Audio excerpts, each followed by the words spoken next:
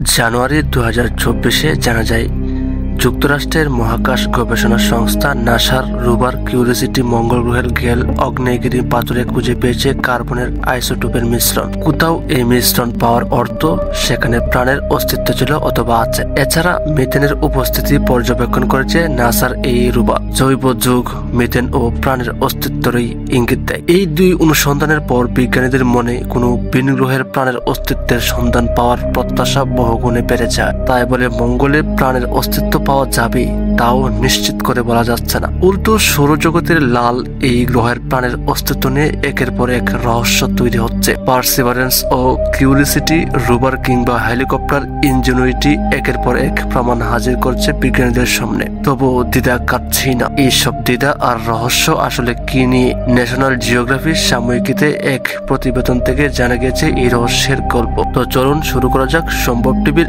আজকের এই এপিসোডে। আপনারা যদি ইউটিউব থেকে দেখে থাকেন তাহলে অবশ্যই সম্ভব টিভি চ্যানেলটি সাবস্ক্রাইব করবেন এবং ফেসবুক পেজ থেকে দেখে থাকলে অবশ্যই পেজটিতে ফলো দিয়ে ভিডিওতে একটি লাইক দিবেন। তো চলুন শুরু করা যাক। কোথাও জৈবিক প্রমাণ মিললেই বলে দেওয়া যায় না সেখানে প্রাণের অস্তিত্ব আছে। বাইরের কোনো গ্রহ থেকে ভিন গ্রহবাসী বা এলিয়েন এসেও সেই অস্তিত্ব রেখে যেতে পারে কিংবা গ্রহাণুর অংশ হতে পারে। এছাড়াও মঙ্গলের ভূতাত্ত্বিক গঠন কিংবা রাসায়নিক উপাদানের গাঁথনি আজও বিজ্ঞানীদের অজানা। যুক্তরাষ্ট্রের ফ্লোরিডার অঙ্গরাজ্যের জ্যোতির্বিদ এমি উইলিয়ামসের কণ্ঠে অবশ্য ভিন্ন সুর। তিনি বলেছেন, আমাদের গ্রহের সঙ্গে মঙ্গলের বেশ মিল যেহেতু রয়েছে, এতে প্রাথমিকভাবে বলে দেওয়া যায় যে কখনো না কখনো সেখানে প্রাণের অস্তিত্ব ছিল। অদূর ভবিষ্যতে লাল এই গ্রহেই বসবাস করতে পারবে মানুষ। তবে প্রাথমিক পর্যালোচনা বলছে মঙ্গলের জীবন এত সহজ ছিল না। যে অণুজীবের নমুনা পাওয়া গিয়েছে সেটি কিভাবে টিকেছিল তাও রহস্যময়।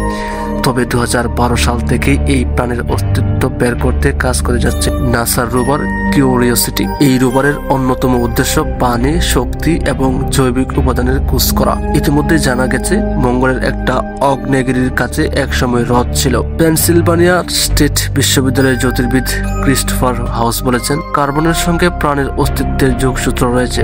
এটি সত্য, কিন্তু আমাদের গ্রহে যেভাবে এর রাসায়নিক গঠন দেখা যায় অন্য গ্রহে সেভাবেই হবে তার কোনো নিশ্চয়তা নেই। পারিপার্শ্বিক উপাদানের উপর বিষয়টি নির্ভর করেছে।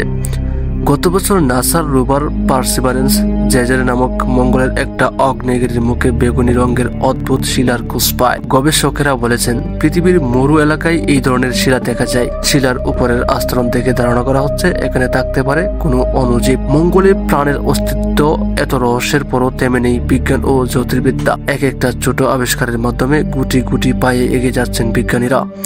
সেখানে প্রাণের অস্তিত্বের সন্ধান পেলে তা হবে ইতিহাসের সেরা আবিষ্কার। ভিডিওটি কেমন লেগেছে অবশ্যই ভিডিওর কমেন্ট বক্সে আপনার মতামত জানাবেন। ধন্যবাদ।